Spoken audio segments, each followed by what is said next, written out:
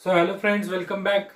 आजच्या ह्या लेक्चरमध्ये आपल्याला थोडेसे डाऊट सॉल्व्ह करायचे आहेत. पाठीमागच्या लेक्चरमध्ये किंवा त्याच्या पाठीमागच्या लेक्चरमध्ये जे विद्यार्थ्यांनी प्रॉब्लेम सॉल्व्ह करण्याचा प्रयत्न केला आहे त्याच्यावरती काय काय विद्यार्थ्यांनी कमेंट बॉक्समध्ये डाऊट टाकलेले आहेत किंवा मला व्हॉट्सअपला मेसेज टाकलेला आहे, सर या पर्टिक्युलर प्रॉब्लेमबद्दल मला थोडासा डाऊट आहे, किंवा जे डीपीपी मध्ये काही प्रॉब्लेम्स आहेत जे सुटलेले नाहीत विद्यार्थ्यांना ते सुद्धा त्यांनी मला फोटो काढून व्हॉट्सअपला शेअर केलेले आहेत. त्याच्यासाठी मी एक प्रॉब्लेम जो आलाय पहिला एका विद्यार्थ्याने पाठवलेला आहे. ऍक्च्युली तो एरियल मॅग्निफिकेशन वरती प्रॉब्लेम आहे. एरियल मॅग्निफिकेशन पण आपला कव्हर होईल याच्यामध्ये. काय सांगितलं होतं एका विद्यार्थ्याने बघा, एक कॉन्केव्ह मिरर आहे आणि ह्या कॉन्केव्ह मिरर वरती प्रॉब्लेम आहे.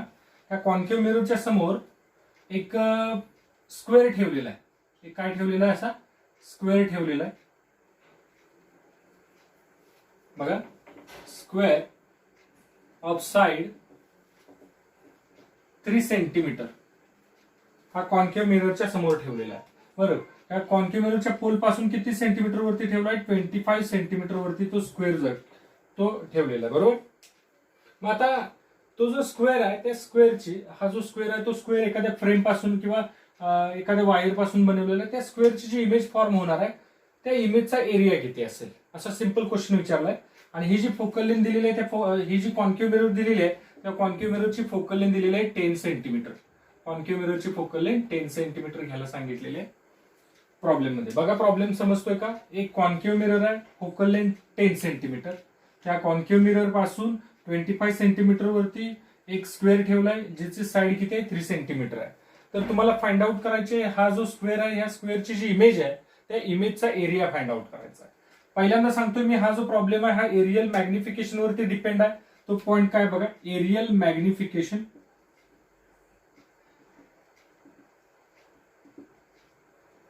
एरियल मॅग्निफिकेशन आता बेसिकली आपण मॅग्निफिकेशन बघितलेलं आहे. Transverse magnification, longitudinal magnification. Transverse magnification मध्ये आपण फॉर्म्युला लिहिला होता height of image upon height of object. Longitudinal magnification मध्ये आपण लिहिला होता formula length of image upon length of object. आता हा जो एरियल मॅग्निफिकेशन आहे ऍज नेम इंडिकेट्स ह्याचा फॉर्म्युला जो येणार आहे तो area of image. Area of image upon area of object. Okay, आता समजा जो ऑब्जेक्ट आहे त्या ऑब्जेक्टला आता एरिया समजा आता हा स्क्वेअर फॉर्मॅट मध्ये दिलेला आहे तुम्हाला. आता ह्या स्क्वेअरचा एरिया जर तुम्हाला फाइंड आउट करायचा असेल तर काय करणार, समजा हाईट एखाद्या ऑब्जेक्टची HO घेतली आपण. हाईट आपण लेट करूया ऑब्जेक्टची. HO is equal to height of object. त्याच्यानंतर विड्थ जे आहे ऑब्जेक्टची ते आपण WO मानूया, विड्थ ऑफ ऑब्जेक्ट. बर, जी इमेज फॉर्म होणार आहे त्या इमेजची पण काहीतरी हाईट असणार ती आपण HI मानू, हाईट ऑफ इमेज. आणि जी इमेज फॉर्म होणार आहे त्या इमेजची width WI, width of image. Okay, आता ह्याच्यावरून एरिया जर आपल्याला फाइंड आउट करायचा असेल कुणाचा, ऑब्जेक्टचा, therefore area of object is equal to काय ना सांगा, हाईट इंटू विड्थ. बरोबर, एरिया कसा लिहितो आपण? हाईट इंटू विड्थ, म्हणजेच height of object into width of object. आणि जर इमेजचा एरिया फाइंड आउट करायचा असेल, area of image then height of image into width of image. Then according to aerial magnification चा फॉर्म्युला काय? Area of image upon area of object. Area of image काय सांगा? Height of image into width of image upon area of object काय सांगा? Height of object into width of object. असं लिहूया, ह्याला separate आणि ह्याला separate. Height of image upon height of object हे तर काय झालं? हे ट्रान्सव्हर्स मॅग्निफिकेशन झालं. Okay, width of image into width of image upon width of object is also transverse magnification. म्हणजे M इंटू M काय झाला? M square. म्हणजे एरियल मॅग्निफिकेशनचा जो फॉर्म्युला येणार आहे तो काय येणार आहे? M स्क्वेअर येणार आहे. आता ह्याच्यावरून आपल्याला हा प्रॉब्लेम सॉल्व्ह करायचा आहे. स्क्वेअर दिलाय, त्या स्क्वेअरची साईड दिलेली आहे. मग साईड वरून तुम्ही एरिया फाइंड आउट करू शकता. एरिया कसा फाइंड आउट करणार? Area is equal to height into width. आता स्क्वेअर असल्यामुळे काय होणार आहे, त्याची हाईट पण आणि विड्थ पण कशी असणार? सेम असणार. ओके, 3 इंटू 3 काय होणार? 9 centimetre square is the area of object. इथं लिहून ठेवा, area of square is equal to 3 into 3 is equal to 9 centimetre square. Okay. आता इथं तुम्हाला प्रॉब्लेम मध्ये स्क्वेअर दिलाय, काय काय ठिकाणी रेक्टँगल दिला, तरी सुद्धा तुम्हाला काय करता येईल, height of object into width of object, ह्याच्यावरून तुम्ही काय हाईट इंटू विड्थ करून एरिया फाइंड आउट करू शकता. आता एरिया ऑफ इमेज हा झाला एरिया ऑफ स्क्वेअर, म्हणजेच काय झाला ऑब्जेक्ट. मग आपल्याला काय फाइंड आउट करायचं, area of image find out करायचं. ओके. आता मी हे थोडस इरेज करतो. एरियल मॅग्निफिकेशनचा फॉर्म्युला तुम्ही लिहून ठेवला.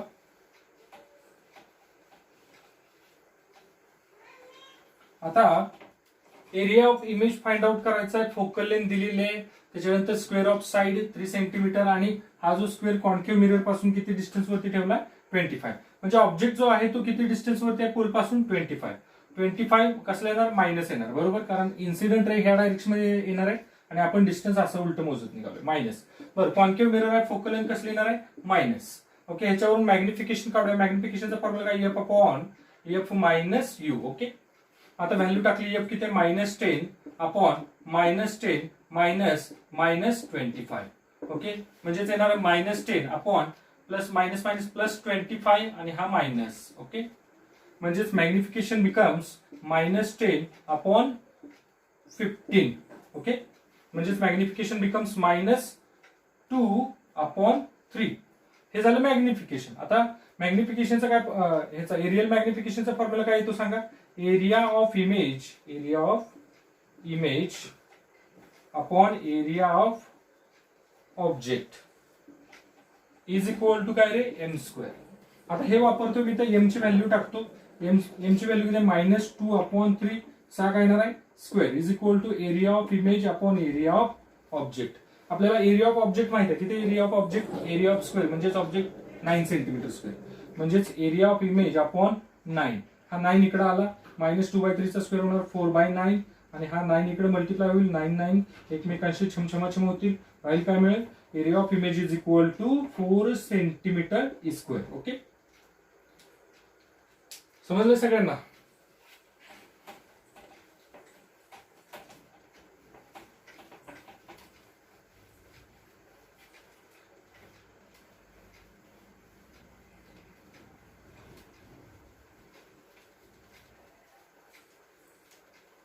आता पाठीमागच्या लेक्चरमध्ये तुम्हाला एक होमवर्क दिली होती, 3 ते 4 प्रॉब्लेम्स. त्याच्यामध्ये सेकंड जो प्रॉब्लेम आहे त्याच्याबद्दल विद्यार्थ्यांनी विचारलं, सर हा प्रॉब्लेम सुटलेला नाही, थोडंसं ट्रिक सांगा. काय सांगितलं होतं बघा प्रॉब्लेममध्ये, एक कंटेनर आहे, त्या कंटेनरचा बेस जो आहे त्या बेसला काय आहे, कॉन्केव्ह मिरर फिक्स केलेली आहे, आणि ह्या कॉन्केव्ह मिररची रेडियस ऑफ कर्वेचर त्यांनी सांगितलं होतं 100 आहे. ओके.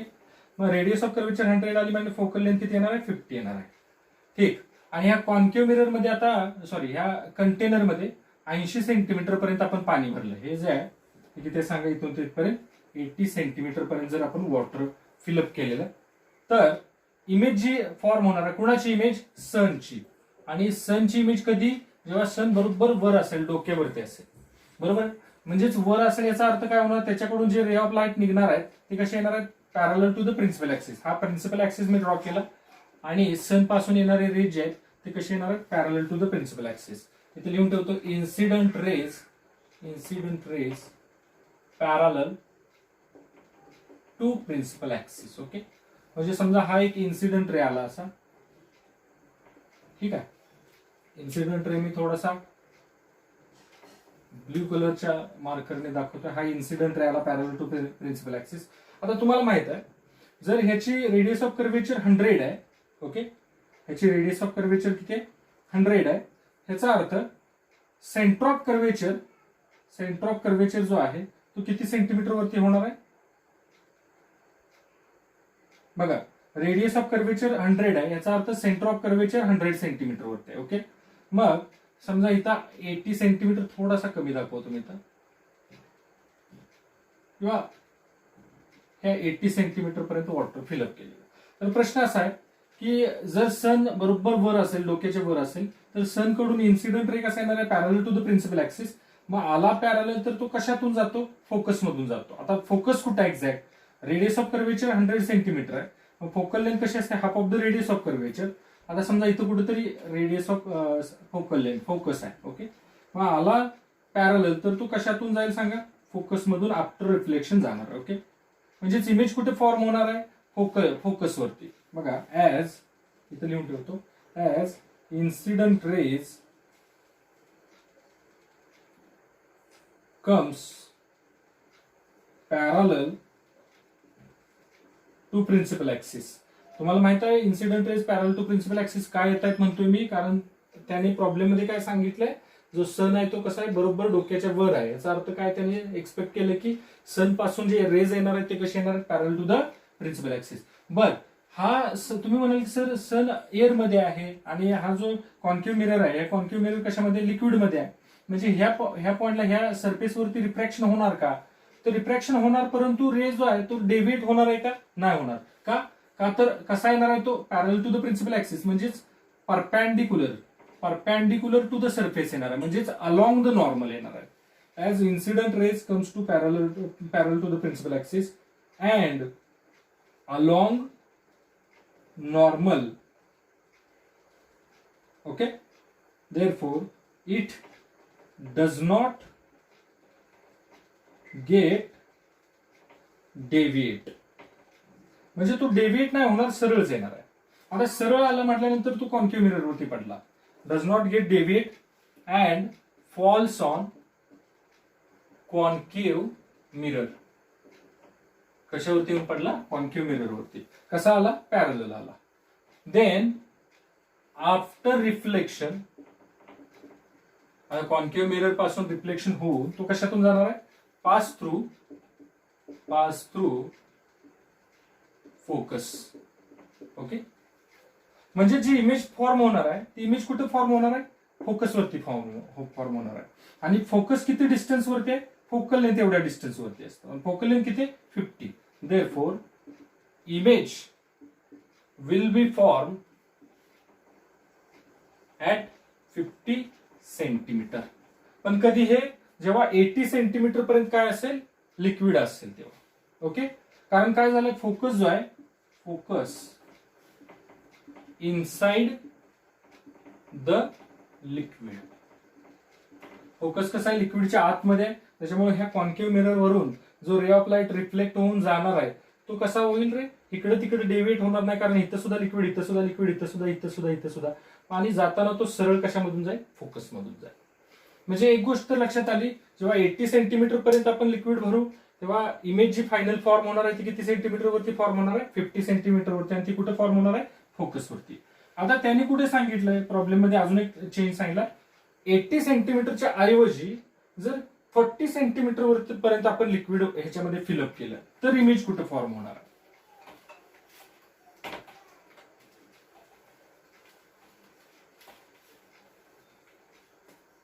म्हणजे समजा हा कंटेनर आहे, ही कॉन्केव्ह मिरर आहे, हा कॉन्केव्ह मिररचा फोकस आहे, सॉरी प्रिन्सिपल ऍक्सिस आहे. आणि इथं सेम तोच प्रॉब्लेम आहे, तीच कॉन्केव्ह मिरर आहे, तोच कंटेनर आहे, सगळं सेम आहे. फक्त लिक्विड जे फिलअप केलंय ते लिक्विड किती? 40 सेंटीमीटर पर्यंतच काय केलेलं आहे रे? फिलअप केलेलं आहे. ओके, आता मला सांगा, रेडियस ऑफ कर्वेचर किती आहे? 100 आहे. फोकल लेंथ येणार आहे 50. म्हणजेच फोकस जो येणार आहे तो फोकस कुठे येणार आहे? इथं येणार आहे बघा, या पॉइंटला फोकस येणार, एफ पॉइंटला फोकस येणार. आता फोकस जो आहे तो काय आहे? लिक्विडच्या बाहेर आहे. मग होतंय काय? तर आता इथं सुद्धा सन त्यांनी तिथंच घ्यायला सांगितलं. म्हणजे सगळी सिच्युएशन सेम आहे, सगळ्या कंडिशन सेम आहेत, फक्त लिक्विडचा आहे, लिक्विडचा अमाऊंट कमी केलेली आहे थोडीशी. बरोबर. आता काय होतंय, समजा हा एक रे ऑफ लाईट पॅरल टू द प्रिन्सिपल ऍक्सिस आला. बर, पॅरल टू द प्रिन्सिपल ऍक्सिस आला आणि परपेंडिक्युलर टू द इंटरफेस आला म्हटल्यावर तो काय होणार नाही? रिफ्रॅक्ट होणार नाही, डेव्हिएट होणार नाही, डायरेक्ट सरळ येणार. तुम्हाला माहित आहे, जेव्हा एखादा रे ऑफ लाईट एका मीडियम मधून दुसऱ्या मीडियम मध्ये अलॉंग द नॉर्मल जात असेल तर तो काय होत नाही? डेव्हिएट होत नाही. ओके, आता इथं आला, पॅरलल आला. आता तो काय होणार आहे? तर ह्या फोकस मधून जाण्याचा प्रयत्न करणार. असा फोकसकडे त्यानं पॅरलल आला आला आला आला ह्या कॉन्केव्ह मिरर वरती पडला. आता त्याचा जो मोर्चा आहे तो कुठं वळलाय? फोकसकडे वळला. आता त्याला फोकस मधून जायचं आहे बघा. आता त्याला फोकस मधून जायचा, म्हणून तो असा निघाला, हा असा फोकस मधून जाण्याचा प्रयत्न करतो. परंतु इथून म्हणजे ह्या पॉइंटला रिफ्लेक्शन झालं त्या पॉइंट पासून ते ह्या लिक्विडचा शेवटचा पॉइंट आहे, इथपर्यंत तो काय डेव्हिएट होणार नाही, कारण सेम होमोजिनियस मीडियम आहे. होमोजिनियस मीडियम मधून जोपर्यंत रे ऑफ लाईट जातो तोपर्यंत तो कसा जातो, स्ट्रेट लाईन मध्ये जातो. मग तो बेंड कधी होतो, जेव्हा त्याचं मीडियम चेंज होतं, एका मीडियम मधून दुसऱ्या मीडियम मध्ये. आता इथं लिक्विड मधून तो हवेमध्ये जाणार आहे. ऍक्च्युली तो जायला कुठे निघाला होता, फोकसकडे, परंतु इथं काय झालं, मध्येच मीडियम चेंज झालं. मीडियम आता हा ऍक्च्युली असाच जाणार होता, असा वर वर वर वर वर गेला असता. ओके, परंतु मीडियम चेंज झाल्यामुळं, म्हणजेच तो डेन्सर मीडियम मधून रेररकडे निघाल्यामुळं, इथं समजा मी असा एक नॉर्मल ड्रॉ केला तर तो नॉर्मल पासून लांब जातो असा, आणि जी इमेज फॉर्म ऍक्च्युली होणार आहे ती इथं होणार आहे बघा, त्या आय पॉइंटला. म्हणजेच हे जर लिक्विड 80 सेंटीमीटर पर्यंत होतं तेव्हा मात्र तो डेव्हिएट झाला असता का, नाही, सरळ गेला असता, बरोबर, बेंड झाला नसता, सरळ गेला असता आणि फोकसवरती इमेज फॉर्म होत होती, पाठीमागच्या केसमध्ये बघितलं. इथं मात्र काय झालं, लिक्विड इथंच संपलं, म्हणजे त्याला इथून लिक्विड मधून हवेमध्ये जाण्याची वेळ आली, म्हणून तो काय होणार आहे, इथंच बेंड होणार आणि बाहेर जाणार, असं इकडे जाणार. म्हणजे इमेज जी आहे ती फोकसवरती फॉर्म नाही होणार, कुठं होणार, आय पॉइंटला.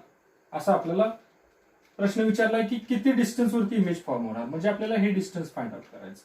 आता हीच डायग्राम मी थोडीशी ब्रॉड ड्रॉ करतो बघा.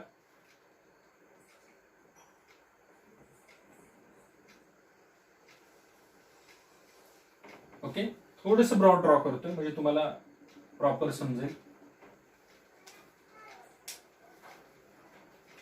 हा इन्सिडेंट रे आलाय, हा प्रिन्सिपल ऍक्सिस आहे, आणि इथं असं समजा फोकस आहे, इथं असा फोकस घेऊया बघ, ठीक आहे. आणि असा तो रे ऑफ लाईट इकडे जाणार आहे, फोकसकडे जायला निघाला आफ्टर रिफ्लेक्शन. ओके, आता इकडे गेला, इथं कशाची वेळ आली, लिक्विड मधून हवेमध्ये जाण्याची वेळ आली, त्याच्यामुळे त्याचं काय होणार आहे, रिफ्रॅक्शन होणार आहे. तर मला सांगा, हा काय झाला, हा झाला अँगल ऑफ इन्सिडन्स. ओके, आणि समजा लिक्विड नसतं तर तो असा गेला असता, सरळ बिचारा निघून गेला असता, म्हणजे हा सुद्धा काय होणार आहे, अँगल ऑफ इन्सिडन्स. का हो सर, हा अँगल ऑफ इन्सिडन्स झाला तर हा पण अँगल ऑफ इन्सिडन्स, कारण हा प्रिन्सिपल ऍक्सिसला हा नॉर्मल कसा आहे, पॅरलल आहे, आणि रे ऑफ लाईट असाच सरळ गेला असता अनडेव्हिएटली, बरोबर. जर गेला असता तर हा पण अँगल ऑफ इन्सिडन्स, हा पण अँगल ऑफ इन्सिडन्स झाला असता, परंतु तो रे ऑफ लाईट आफ्टर रिफ्रॅक्शन असा गेला. ओके, म्हणजेच हा काय झाला, टोटल अँगल ऑफ रिफ्रॅक्शन झाला, समजलं. हा नॉर्मल आहे आणि हा रिफ्रॅक्टेड आहे, हा टोटल अँगल ऑफ रिफ्रॅक्शन. हा जर अँगल ऑफ रिफ्रॅक्शन आहे तर हा पण अँगल ऑफ रिफ्रॅक्शन असणार अल्टरनेट अँगल मेथडने. ओके, समजते सगळ्यांना. हा बघा, हा जो नॉर्मल आहे, हा जो नॉर्मल आहे, हा आणि हा रिफ्रॅक्टेड रे, ह्या दोघांच्या मधला अँगल ऑफ रिफ्रॅक्शन आहे, तर हा सुद्धा काय येणार, अँगल ऑफ रिफ्रॅक्शनच येणार. का तर हा आणि हा एकमेकांना पॅरलल आहे, हा स्ट्रेट आहे. ओके, ठीक आहे. आता हा पॉइंटला मी ओ म्हणतो, आणि हा जो पॉइंट आहे, ह्या पॉइंटला आता काहीतरी नाव देऊया, बी नाव देऊया. ठीक आहे. आता मला सांगा, हे जे डिस्टन्स आहे, हे डिस्टन्स किती असणार आहे, हे 40 सेंटीमीटर पर्यंत लिक्विड आहे, 40 पर्यंत लिक्विड आहे, आणि इथं काय फोकस आहे, आणि फोकस किती डिस्टन्स वरती आहे, पोल पासून 50, म्हणजे हे असणार आहे 10. म्हणजे इथून म्हणजे बी टू एफ हे डिस्टन्स किती आहे, 10. आता ह्या डायग्राम वरून आपल्याला काय फाइंड आउट करायचं, ऍक्च्युली इमेज इथं न फॉर्म होता इथं इमेज फॉर्म झालेली आहे, म्हणजे आपल्याला फाइंड आउट करायचं आहे I B is the distance that we have to find. समजलंय प्रॉब्लेम सगळ्यांना, ठीक. आता कसं सॉल्व्ह करायचं आहे हे, मी आता म्हणतो की इथं रिफ्रॅक्शन झाले, ते सिंपल स्नेल्स लॉ अप्लाय करतो. स्नेल लॉ कसा अप्लाय करतो, आय इथं ह्याचा रिफ्रॅक्टिव्ह इंडेक्स तुम्हाला काय दिलाय, 4/3 ह्या लिक्विडचा रिफ्रॅक्टिव्ह इंडेक्स प्रॉब्लेम मध्ये दिलेला, बरोबर. हा, आता इथं काय करतो, 4/3 into sine of I. Okay, म्हणजेच ह्या मीडियमचा रिफ्रॅक्टिव्ह इंडेक्स, सॉरी, ह्या मीडियमचा रिफ्रॅक्टिव्ह इंडेक्स इंटू त्या मीडियमचा मध्ये जो अँगल आहे त्याचा साइन इज इक्वल टू पुढच्या मीडियमचा रिफ्रॅक्टिव्ह इंडेक्स आता हवा आहे इंटू साइन ऑफ आर. आता जर अँगल छोटे असतील, आपण रिफ्रॅक्शन जे शिकतोय तो कसले अँगल घेऊन शिकतोय, स्मॉल अँगल. मग स्मॉल अँगल असेल तर sine I is equal to काय येतो, टॅन आय. म्हणजे 4/3 इंटू काय, tan of I is equal to पलीकडे काय आला, टॅन ऑफ आर. ओके, आता ह्या डायग्राम कडे बघून टॅन आय कुठला अँगल बघा, OFB याच्यामध्ये टॅन आय मला सांगा. 4/3 इंटू टॅन ऑफ आय, हा आय आहे, अँगलच्या समोरची बाजू कुठल्या OB अपॉन ऍडजस्टंट साइड काय येणार आहे FB. FB किती आहे 10 is equal to tan of r OIB, हा जो छोटा अँगल आहे ह्याच्यामध्ये टॅन आर सांगा. आरच्या समोरची बाजू OB अपॉन ही IB फाइंड आउट करायची. OB बरोबर OB पळून गेले, काय निघणार आहे IB तुम्हाला निघून येतो बघा. आता हा काय होणार आहे 4 upon 10 into 3 30 is equal to 1 upon IB. Therefore IB is equal to 30 upon 4 म्हणजे 7.5 सेंटीमीटर. परंतु प्रश्नामध्ये सांगितलं की find the distance of final image from the pole. आता पोल पासून किती डिस्टन्स वरती, पोल पासून ही जी फायनल इमेज आहे आय, हे डिस्टन्स किती आहे, आपण तर IB फाइंड आउट केलं. बरं हे किती आहे तुम्हाला पोल पासून ते B पर्यंत 40, म्हणजेच फायनल आन्सर येणार आहे distance from pole is equal to 40 plus 7.5 म्हणजे 47.5 centimetre is the correct answer. Okay, that means final image will be formed at 47.5 centimeter from the pole when the liquid is filled up to 40 centimeter from the pole.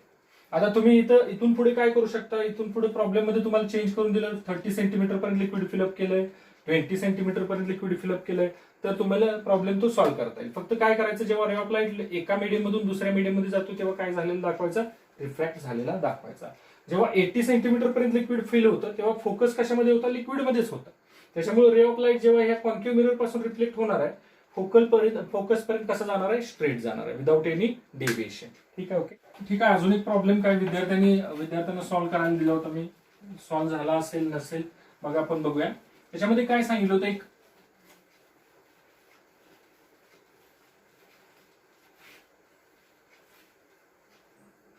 एक glass vessel आहे, एक container असं म्हणूया, ज्याचा thickness जो आहे तो किती आहे 4 सेंटीमीटर थिकनेस आहे. बरोबर, बॉटम जो आहे त्या व्हेसलचा तो ग्लासचा आहे आणि त्याचा थिकनेस किती आहे 4 सेंटीमीटर आहे. ओके, आणि त्याच्यावरती दोन लिक्विड वेगवेगळे आहेत. एक 6 सेंटीमीटर पर्यंत भरलेला आहे बघा. 4 सेंटीमीटर हा काय बेस आहे, तो बेस कशाचा, ग्लासचा, ज्याचा रिफ्रॅक्टिव्ह इंडेक्स किती आहे 1.5 आहे, mu is equal to 1.5. Okay, बर, त्या बेसच्या वर एक लिक्विड भरलेला आहे 6 सेंटीमीटर हाईट पर्यंत, ज्या लिक्विडचा रिफ्रॅक्टिव्ह इंडेक्स किती वर आहे आणि हा 1.3 आहे, असा प्रॉब्लेम मध्ये सांगितलेला आहे. ओके, बघा प्रॉब्लेम समजतोय का. एक ग्लास व्हेसल आहे ज्याचा बॉटम आहे तो ग्लास पासून बनलेला आहे आणि किती थिकनेस आहे 4 सेंटीमीटर थिकनेस आहे, आणि ज्या त्या ग्लासचा रिफ्रॅक्टिव्ह इंडेक्स 1.5 आहे. त्या ग्लासच्या बेसच्या वर म्हणजे त्या ग्लासमध्ये एक लिक्विड भरलेला आहे 6 सेंटीमीटर पर्यंत, ह्याच्या वर 6 सेंटीमीटर पर्यंत भरलेला आहे, त्याचा रिफ्रॅक्टिव्ह इंडेक्स 1.4 आहे. ह्या लिक्विडच्या वर 8 सेंटीमीटर पर्यंत बी हे लिक्विड भरलेलं आहे, त्याचा रिफ्रॅक्टिव्ह इंडेक्स 1.3. आणि हे जे दोन लिक्विड आहेत ए आणि बी, हे दोन इमिसिबल लिक्विड आहेत, म्हणजे हे एकमेकांच्या मध्ये मिक्स नाहीत होणार आहेत. तर तुम्हाला असं विचारलंय की फाइंड द शिफ्ट. समजा ह्या बॉटमला काहीतरी स्क्रॅच आहे असं इथं कुठेतरी, बरोबर, आणि हा जो स्क्रॅच आहे, ह्या स्क्रॅचची जी फायनल इमेज फॉर्म होणार आहे ती किती सेंटीमीटरने शिफ्ट होणार आहे. ओके, असा सिंपल प्रश्न विचारला. बर, हा टाईप आपण काल किंवा ह्याच्या अगोदरच्या लेक्चरमध्ये आपण बघितलेला आहे. कसा तुम्हाला सांगितलं होतं, कंपोजिट स्लॅब असेल तर तुम्ही शिफ्ट कसा फाइंड आउट करणार आहे. समजा एक दिला होता, हा दुसरा, तिसरा, चौथा असे स्लॅब दिलेत. हा पहिला स्लॅब आहे, त्याचा थिकनेस T1, T2, T3 आणि इथं कुठेतरी ऑब्जेक्ट सांगितलं होतं. ओके, आणि फायनल शिफ्ट सांगितलं होतं एक्स इज इक्वल टू, ह्याच्यामुळे किती शिफ्ट होणार आहे. बेसिकली शिफ्टचा फॉर्म्युला कसा लिहिला होता, एकच स्लॅब असेल तर for one slab X is equal to काय टी म्हणजे त्या स्लॅबचा thickness into bracket 1 minus 1 upon mu. Okay, हा आणि तो जो स्लॅब आहे त्या स्लॅबचा रिफ्रॅक्टिव्ह इंडेक्स, आणि हा टी म्हणजे त्या स्लॅबचा थिकनेस. एकच स्लॅब असेल तर, आता समजा नंबर ऑफ स्लॅब असतील तर हे काय करायचं, ह्या स्लॅबमुळे शिफ्ट किती होते, ह्या स्लॅबमुळे किती शिफ्ट होते, ह्या स्लॅबमुळे किती शिफ्ट होते, ह्या शिफ्ट काय करत जायचं, ऍड करत जायचं. बरोबर, मग ह्या स्लॅबमुळे किती शिफ्ट होणार आहे, त्या स्लॅबचा thickness into bracket 1 minus 1 upon ह्या स्लॅबचा रिफ्रॅक्टिव्ह इंडेक्स μ1 प्लस ह्या स्लॅबचा रिफ्रॅक्टिव्ह इंडेक्स, ह्या स्लॅबचा thickness T2 into bracket 1 minus 1 upon त्या स्लॅबचा रिफ्रॅक्टिव्ह इंडेक्स μ2. ओके, वगैरे वगैरे. आता इथं सुद्धा सेम ह्या बघा आता ह्या प्रॉब्लेम मध्ये सुद्धा सेम कन्सेप्ट आहे. इथं आता स्लॅबच ह्या पॉइंटला इथं स्लॅबच दिसायला पाहिजे तुम्हाला.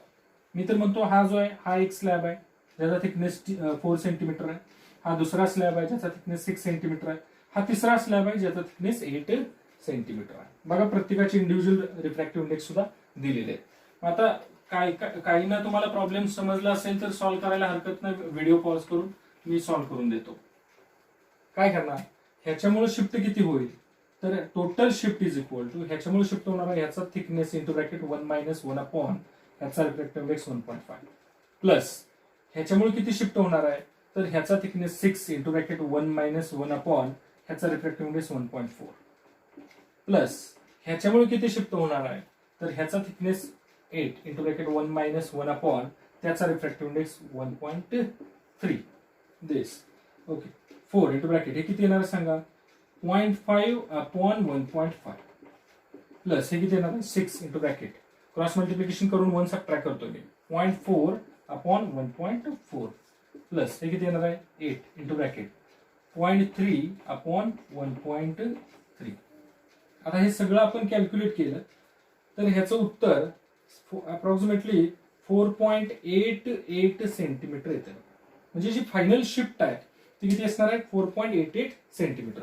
काय विद्यार्थी सॉल्व्ह करू शकतात बघा मी सॉल्व्ह करून देतो तुम्हाला. 4 इंटू 0.5 किती येणार आहे 2 upon 1.5 plus 6 into 0.4 2.4 upon 1.4 plus 8 into 0.3 2.4 again upon 1.3 म्हणजेच हे किती येणार आहे ह्याची आणि ह्याची डिव्हिजन फायनल केली 4.88 approximately centimetre. This is the correct answer. म्हणजे इथं किती तुम्हाला लिक्विड देऊ द्या इमिसिबल लिक्विड देऊ द्या तुम्ही काय करू शकता त्या सगळ्या लिक्विडच्या मधून जर फायनल इमेज जी शिफ्ट होणार आहे ते फायनल इमेज किती शिफ्ट होणार किती डिस्टन्सने शिफ्ट होणार आहे हे फाइंड आउट करू शकता. ओके बघा काय डाऊट आहे का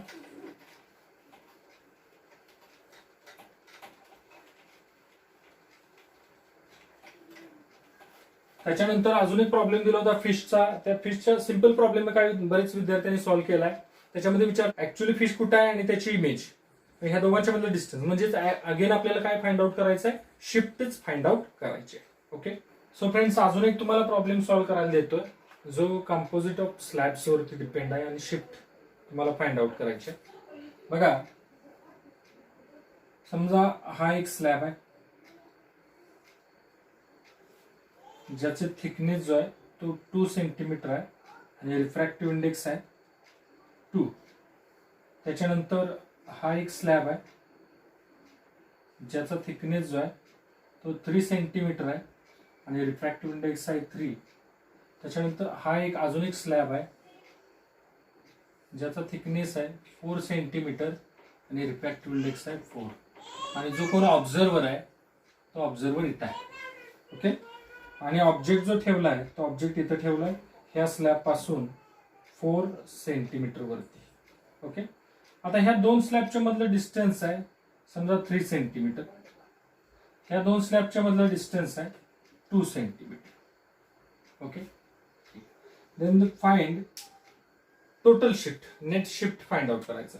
तुम्हाला सर ह्या दोन स्लॅबच्या मध्ये आणि ह्या स्लॅब आहे आणि हा ऑब्जेक्ट आहे दोघांच्या मध्ये काय आहे नेमकं कोणतं मीडियम आहे तर एअर आहे.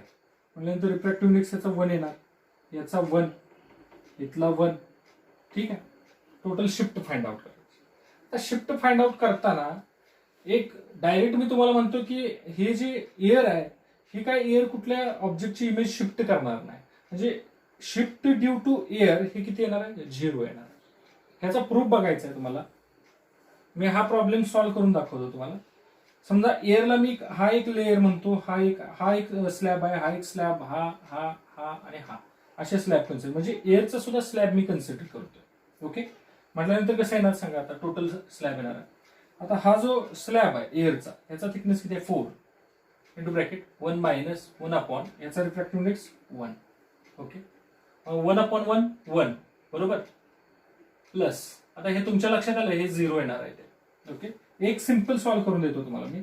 एअरचा इथं आहे किती येणार सांगा इथं येणार 1 अपॉन 1 येणार आहे म्हणजे 4 into bracket 1 - 1 is equal to 0. म्हणजेच shift in case of air किती घ्यायची, डायरेक्ट 0 घ्यायची. म्हणजे इथं शिफ्ट होणार नाही, इथं नाही आणि इथं नाही.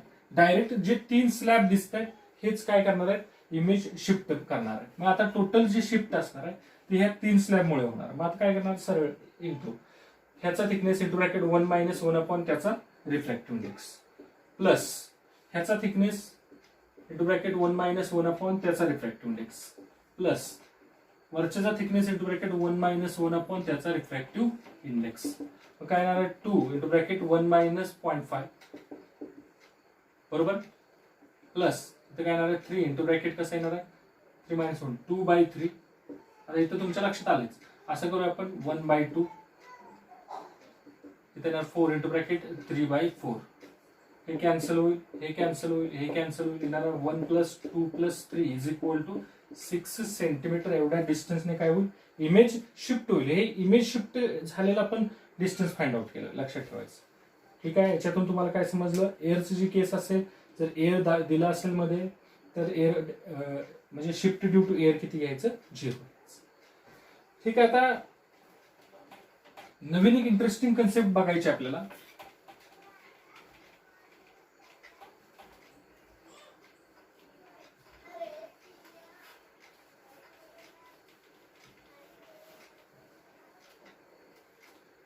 क्रिटिकल अँगल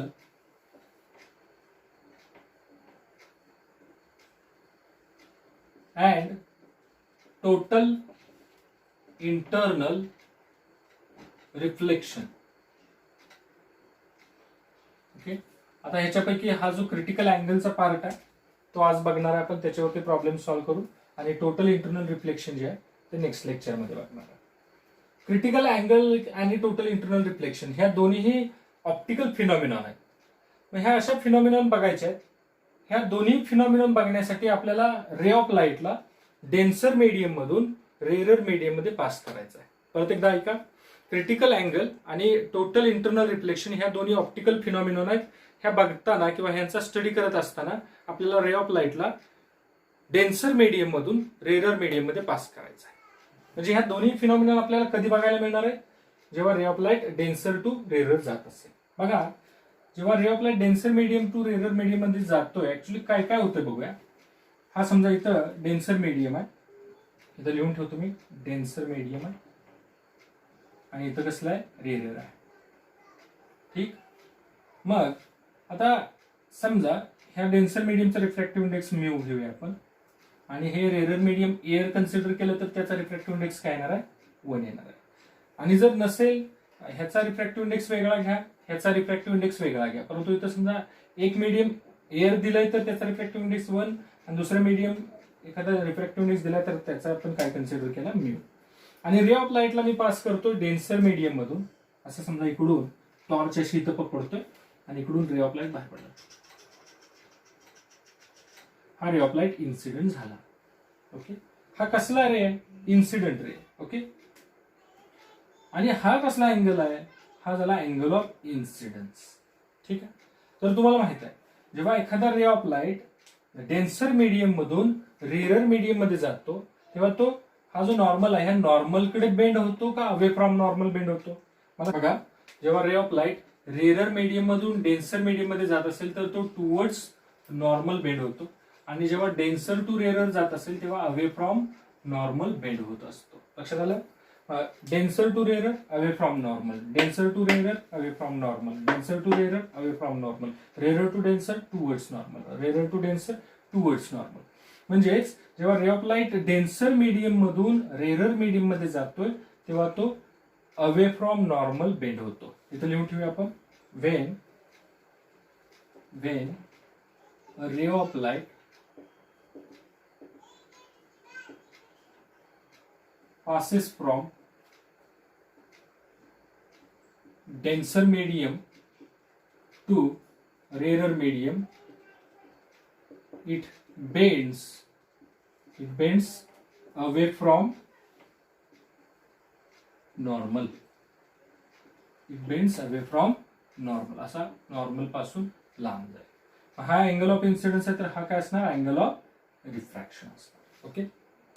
एक स्टेटमेंट बघितलं. आता समजा मी थोडीशी ही जी टॉर्च आहे ज्याच्यामधून मी ही मोनोक्रोमॅटिक लाईट सोडली होती. मोनोक्रोमॅटिक म्हणजे सिंगल वेव्हलेंथ असलेली लाईट सोडली होती. ही थोडीशी टॉर्च मी इथं आणली अशी. म्हणजे अँगल ऑफ इन्सिडन्स काय करतोय मी, वाढवतोय. ओके, इथून समजा हा जो आहे हा अँगल ऑफ इन्सिडन्स थोडासा असा वाढवला, एवढा केला अँगल ऑफ इन्सिडन्स. तर हा जो रे आहे तो कुठं जाईल, एकतर हा नॉर्मलकडे येईल का अजून नॉर्मल पासून लांब जाईल. अगदी बरोबर आहे, नॉर्मल पासून अजून काय होईल रे, तो लांब जाईल. म्हणजेच इंटरफेसकडे असा असा खाली खाली जायचं. बघा मी हळूहळू अँगल ऑफ इन्सिडन्स वाढवतो, हळूहळू काय करतोय, अँगल ऑफ इन्सिडन्स वाढवतोय. अँगल ऑफ रिफ्रॅक्शन जो आहे तो सुद्धा काय होत जाणार आहे, वाढतच जाणार. Angle of refraction also increases. बघा इथे लिहून ठेवतो, एक स्टेटमेंट झालं. Second, if we increase angle of incidence then angle of refraction also increases. Okay, ठीक आहे. जर आपण अँगल ऑफ इन्सिडन्स वाढवलं तर अँगल ऑफ रिफ्रॅक्शन काय होतो, वाढतच जातो. बरोबर. हे कधी कोणत्या केसमध्ये, जर रे ऑफ लाईट डेन्सर मधून कशात जात असेल, रेअर मीडियम मध्ये जात असेल.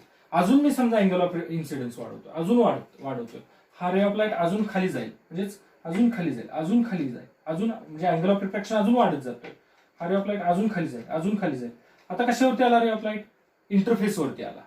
म्हणजेच एका पर्टिक्युलर अँगल ऑफ इन्सिडन्सच्या वेळी, एका पर्टिक्युलर अँगल ऑफ इन्सिडन्सच्या वेळी, एका ठराविक अँगल ऑफ इन्सिडन्सच्या वेळी हा जो अँगल ऑफ रिफ्रॅक्शन आहे तो किती झाला, 90 झाला. अगदी बरोबर, अँगल ऑफ रिफ्रॅक्शन आहे तो किती झाला, 90 झाला. आता रिफ्रॅक्टेड रे कुठे आहे, refracted ray along the interface जायला लागला. लक्षात आलंय. परत एकदा बघा, मी अँगल ऑफ इन्सिडन्स वाढवत निघालो होतो, अँगल ऑफ रिफ्रॅक्शन सुद्धा ग्रॅज्युअली वाढत वाढत वाढत जात होता, आणि इन्सिडेंट रे हा अवे फ्रॉम नॉर्मल जात होता. सॉरी, रिफ्रॅक्टेड रे हा अवे फ्रॉम नॉर्मल जात होता खाली. परत एकदा, मी अँगल ऑफ इन्सिडन्स वाढवत निघालो होतो, अँगल ऑफ रिफ्रॅक्शन सुद्धा काय होत होता, हळूहळू वाढत होता, आणि रिफ्रॅक्टेड रे हा हळूहळू away from normal towards interface असा असा खाली निघाला होता.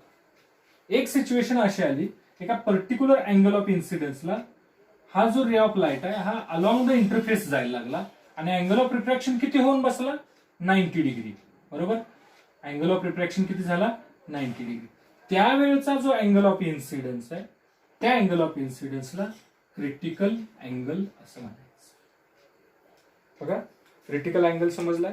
काय क्रिटिकल अँगल, क्रिटिकल अँगल म्हणजे काय, असा वेगळा नवीन अँगल मी इथं इंट्रोड्यूस केलेला नाही. क्रिटिकल अँगल म्हणजे काय, ऍक्च्युली तो अँगल ऑफ इन्सिडन्सच आहे, परंतु कधीचा, जेव्हा अँगल ऑफ रिफ्रॅक्शन किती होणार आहे, 90 होणार. क्रिटिकल अँगल म्हणजे काय, अँगल ऑफ इन्सिडन्सच आहे, परंतु कधी, जेव्हा अँगल ऑफ रिफ्रॅक्शन किती होईल, 90 होईल, आणि रिफ्रॅक्टेड रे हा कसा जाईल, अलॉंग द इंटरफेस जाईल. ओके, मी इथे लिहून ठेवतो मी थर्ड केसमध्ये, the angle of incidence, the angle of incidence, critical अँगलची डेफिनेशन मी लिहितो इथं. क्रिटिकल अँगल म्हणजे एक असा अँगल ऑफ इन्सिडन्स आहे, the angle of incidence at which, की ज्यावेळी, at which angle of refraction किती होतोय, angle of refraction, angle of refraction becomes कसा, 90 डिग्री. अँगल ऑफ रिफ्रॅक्शन किती झाला, 90, अँड रिफ्रॅक्टेड रे हा कसा निघाला, अलॉंग द इंटरफेस. बरोबर, ह्याच्या खाली एक मीडियम आहे आणि ह्याच्या वर एक मीडियम आहे, म्हणून ह्या लाईनला आपण काय म्हणतो, बाउंड्री म्हणतो किंवा इंटरफेस म्हणतो. रिफ्रॅक्टेड रे हा अलॉंग द इंटरफेस निघालेला आहे, and refracted ray goes along the boundary किंवा interface. This angle is called as critical angle. This angle is called as critical angle. That's why आपण त्या अँगल ऑफ इन्सिडन्सला काय denote करतो, IC. Okay, IC म्हणजे काय, critical angle. बघा, critical अँगलची concept समजली का. कोणती पहिली कंडिशन आहे क्रिटिकल अँगल डिराईव्ह करण्यासाठी, रे ऑफ लाईटला कुठून कुठे घालवायचा, डेन्सर मीडियम मधून रेअर मीडियम मध्ये घालवायचा. बर, हळूहळू काय करत जायचं, अँगल ऑफ इन्सिडन्स वाढवत जायचं. तसं अँगल ऑफ रिफ्रॅक्शन सुद्धा काय होत जातोय, वाढत जातोय. हे कशामुळे होतंय, कारण रिफ्रॅक्टेड रे हा अवे फ्रॉम नॉर्मल जातोय. ओके, अँगल ऑफ इन्सिडन्स वाढवत वाढवत वाढवत हळूहळू वाढवायचं, सगळं करताना हळूहळू करायचं. अँगल ऑफ इन्सिडन्स हळूहळू हळूहळू वाढवत जायचं. तर अँगल ऑफ रिफ्रॅक्शन हळूहळू वाढताना दिसेल. एक कंडिशन अशी येईल की अँगल ऑफ रिफ्रॅक्शन किती होईल, 90 होईल. बरोबर. म्हणजे इथं फास्ट जो आहे तो कोणता अँगल वाढतोय, अँगल ऑफ रिफ्रॅक्शन वाढतोय. बघा पहिल्यांदा 90 ला कोण पोहोचला, अँगल ऑफ रिफ्रॅक्शन पोहोचला. हा जो अँगल ऑफ इन्सिडन्स आहे अजून 90 पेक्षा लेसच आहे. म्हणजे फास्टली कोण वाढतोय, अँगल ऑफ रिफ्रॅक्शन वाढतोय. म्हणजे हा जो रिफ्रॅक्टेड रे आहे हा फास्ट अवे फ्रॉम नॉर्मल जातो. मग ज्यावेळी अँगल ऑफ रिफ्रॅक्शन 90 होतो त्यावेळेचा अँगल ऑफ इन्सिडन्स म्हणजेच क्रिटिकल अँगल. ओके, समजले सगळ्यांना? ठीक. आता पुढे बघूया, ह्याचं डिराईव्ह करूया. क्रिटिकल अँगलचा एखादा फॉर्म्युला तयार होतोय का बघा. इथं रिफ्रॅक्शन झाले म्हटल्यानंतर आपण एक स्नेल लॉ अप्लाय करू शकतो, स्नेल्स लॉ. ओके. हा इथं काय, कोणत्या मीडियमचा, हा फर्स्ट मीडियमचा रिफ्रॅक्टिव्ह इंडेक्स म्यू, त्या मीडियमचा रिफ्रॅक्टिव्ह इंडेक्स इंटू त्या मीडियम मध्ये कोणता अँगल आहे, आयसी, त्याचा sine, sine of I C, I C for critical angle. काय काय बुक मध्ये तुम्हाला थीटा सी सुद्धा बघायला मिळेल. ओके. पुढे ह्या मीडियमचा रिफ्रॅक्टिव्ह इंडेक्स इथं आपण एअर घेतलं, एखादं दुसरं मीडियम असेल तरी सुद्धा आपण ते करू शकतो. ओके. इथं एअर घेतलं, मग त्या मीडियम मध्ये अँगल किती आहे, sine of angle of refraction 90, sine 90, sine 90 किती येतो, 1 येतो. मग mu into sine of I C is equal to 1. Therefore, sin of IC is equal to 1 upon mu. Therefore, critical angle IC is equal to sin inverse 1 upon mu. This is the formula for critical angle. Okay. समजलंय condition कोणकोणती आहेत ते? ठीक आहे. आता ह्याच्यावरती problem जो आहे, एक रिलेशन डेव्हलप करणारा प्रॉब्लेम विचारतात. पुढे जाऊन आपल्याला ते डिफाइन करायचं, त्याला ब्रेवस्टर लॉ मध्ये. प्रश्न असा येतो की हा इन्सिडेंट रे आहे. ओके. हे एअर मीडियम आहे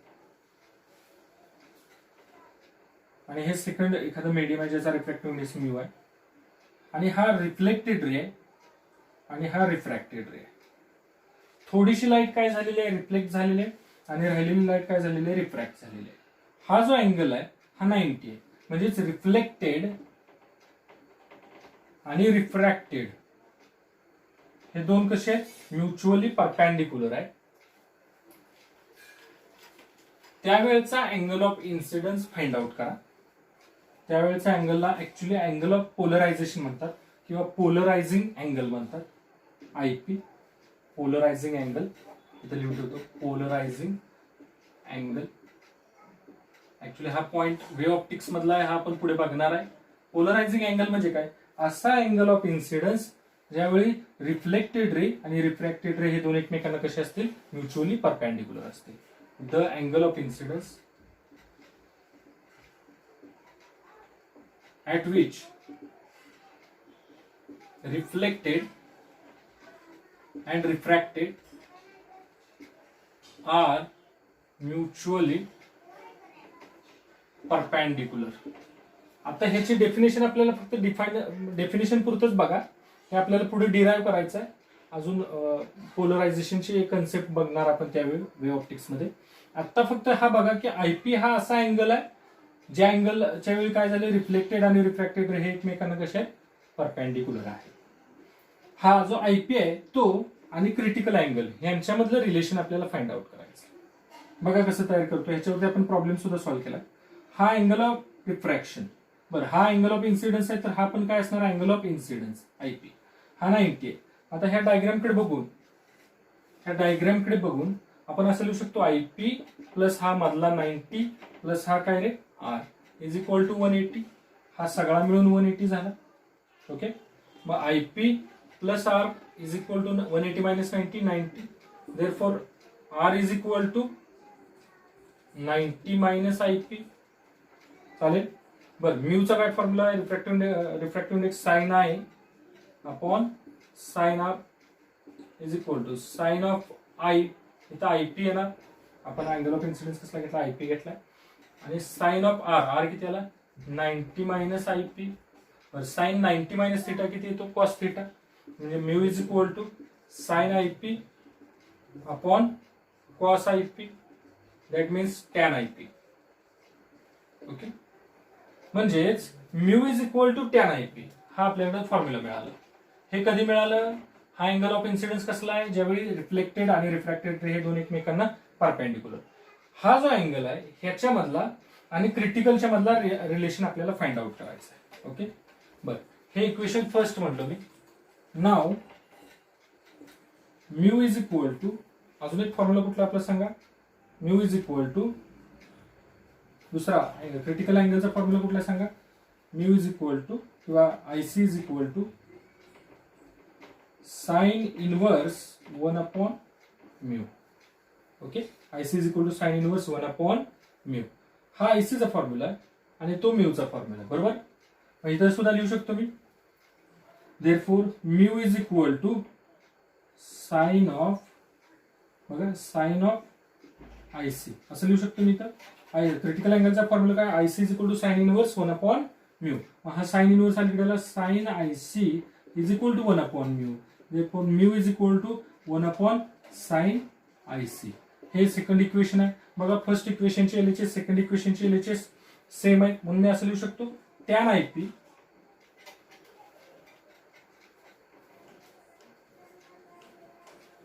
मी असं लिहू शकतो tan of I P is equal to 1/साइन of I C. Okay, this is the relation.